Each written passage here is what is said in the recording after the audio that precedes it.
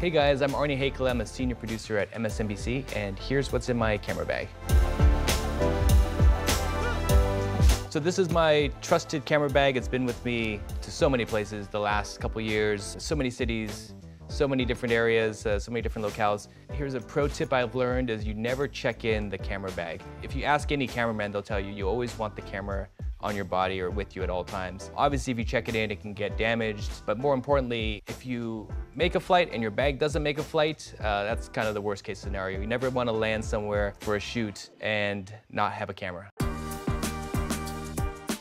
So I have this passport on me because, we're in the news business and news is unpredictable. I've been on assignments where you're in one city and news happens somewhere else. For a big disaster, for a big news event, the early days, the early hours are critical or really important, and you want to be there for that. So often there's not enough time to go home. You kind of have to go with what you have, and that's why I always carry this passport. It's because some of those assignments are overseas, and you don't want to be the one left behind.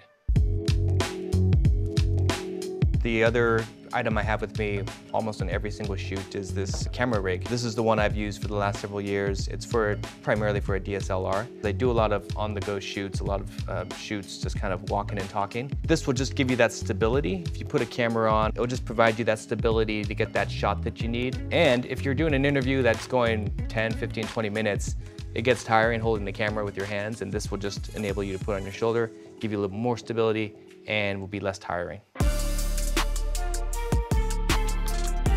So this is my DSLR, the one that I shoot with mainly, and you just do this, and you're ready to go. Oftentimes for audio, you can put an audio pack here, so it does get a little heavy, so it definitely helps having the support if you're doing interviews that go 20, 30 minutes long. So I'm a producer, and most shoots I have, I'm gonna go out with a camera crew. This is kind of an additional camera I'll bring just to give my stories a little different look. You can get cutaways of the person you're interviewing, or you can get cutaways of the correspondent that you're with, or it just gives you another camera to get some B-roll. Sometimes things are happening in different places. It's good to be able to have that flexibility on where you can move, where you can go, and what you can get.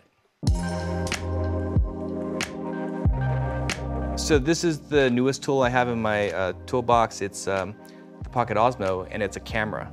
The story that I remember shooting with this Pocket OSMO was a recent story I did on human trafficking, and used this to walk down the street to get B-roll. And the great thing was, using this, you didn't have a big bulky camera on you, you weren't bumping into people, you're not getting in anybody's way. I wouldn't use this if you're doing an interview, the audio is not great, but it's a stable shot, and it's a very smooth looking shot, and you would never guess it was from a camera this size. Excuse me, where do you get that camera from? It's called an OSMO, mini OSMO.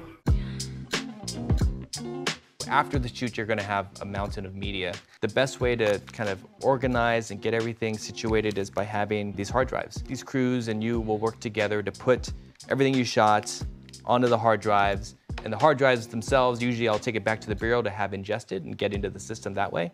But to get from the field to the actual editing process, these are essential. These are also small, they're also compact, and this is the one I travel with the most. And everything lives here. This is critically important.